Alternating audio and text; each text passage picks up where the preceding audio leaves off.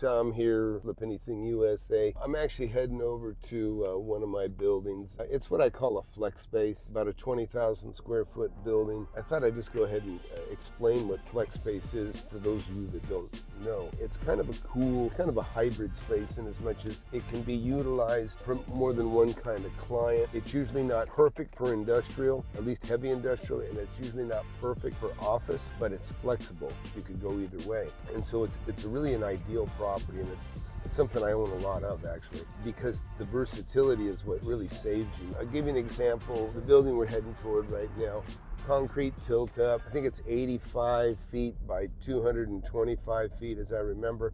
Several roll up doors that on 3 sides, and then it also has some glass and window accesses as well for tenants that want to utilize the space as an office, but maybe they don't need or a combination. Mail order companies are great, small manufacturers are great, where they utilize some office space for maybe their engineering. I actually have a nuclear physicist in this building that we're heading to, and then we also have a lot of real sharp fuel engineers and tech in this same building. You just really never know what you're going to get. I've had some software companies, a robotics company in this building over the years. I've had this building for almost 20 years probably, but it's that flexibility that is really so wonderful. That's what we call it, flex space, right? You have people that don't necessarily need a great location. They don't have to have like a retail space, and they don't have a lot of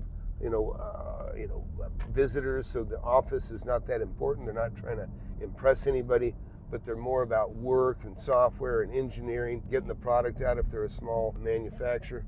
I'll walk you around this building as well. And the parking, usually on a flex space, the parking is usually going to be more like industrial, about 2 parking spots per 1,000 square feet. So you have to be careful in as much as you could never rent the space to like a church unless you have an abundance of parking. Forget it. When you've got people that manufacture, they have office space, but they have a certain amount of warehouse and industrial space. We'll go ahead and go into this spot right here, and I'll get out here and show you a little bit. So I'll take you for a little tour around this building. We'll just go inside here real quick. All right, so take a look in here. We've got some warehouse. We got some assembly area over here, like light industrial is how I'd classify it. And then we'll go back in here, and you got like a tech room, right?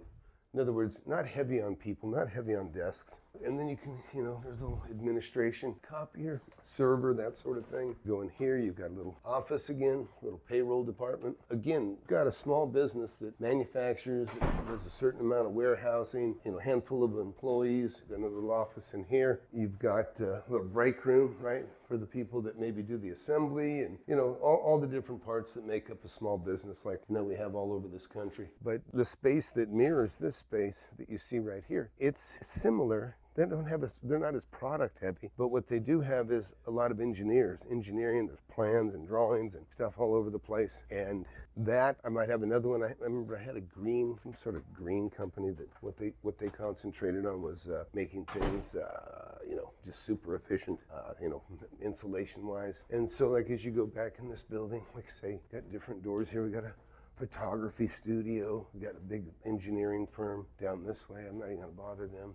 And then you got just kind of a plain Jane break room, just a refrigerator. But like I say, you can have office in here, and you can do light manufacturing. In a nutshell, kind of makes up the flex space. I've had carpet guys. I remember I had a flooring company in here for many, many years. Sold wood flooring and carpet, and so the place to get your deliveries and that sort of thing. And so like I said, you can see there's a roll-up door. We got a roll-up door over there, and here's another space that, not a roll-up door, but you've got glass storefront here, so people that need a little more light. But again, the location, here's the other thing. The flex space, it can have a pretty good location. Now, you're not going to be able to get the same as retail rents, but you're going to get more than you would for industrial rents. If you have retail and industrial dollar for dollar, you're going to get more for retail space. So, everybody's off. It's Memorial Day weekend. I also own a little school next door too, by the way. But again, I'll take it over this way so you can see. Again, they've got pallets of material that come, and then it's kind of that same breakup again. There's a fitness center in there.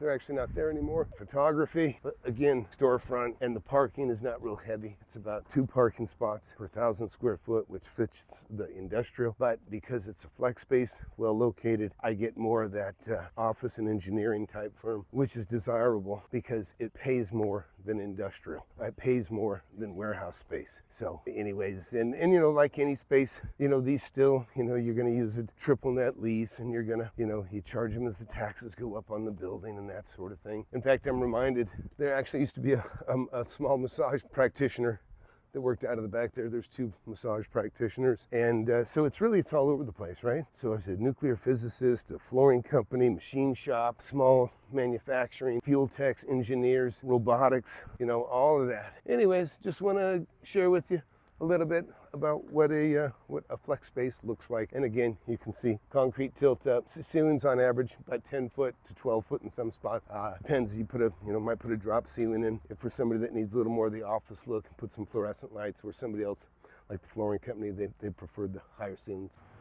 So I'm reminded another thing with flex space, when you got industrial especially, security camera talking to me, one of the things that makes you a little more flexible is having a lot of power. So right here, you know, we've got 3-phase electricity here. We probably got 2,000 amps. It's important that you have a lot of power because when you have a tenant, they may have some big requirements for machines and that sort of thing. And if you can't supply the power, you can't run the machines, then you've lost a little bit of that flexibility to accommodate more tenants. So this is real important too. Always look for 3-phase, very important. But hey, that's it. Hey, you want to learn about real estate? You want to learn about investing, making money? I buy the most relevant mentor you'll ever find. I own all the kinds of properties y'all drive by every day. Flex space, industrial, commercial, retail, apartment buildings, office buildings, food parks, trailer parks. Been doing it a long time. Land, small lots, large acreage. Get my book, Wake Up and Smell the Real Estate. Been a bestseller on Amazon, Audible, and Kindle. Go to my site, flipanythingusa.com. Find out about the mentorship. You can apply for mentorship. I don't let everybody in, but if you are lucky enough to get in there, you'd be among some really bright students. You know, I have many multimillionaires now. Students came in not knowing anything about real estate, and now they're become multimillionaires, some millionaires, some, you know, just making, you know, a couple $100,000 or 10 grand. Either way, it's the right direction. So hit that subscribe button. See you later.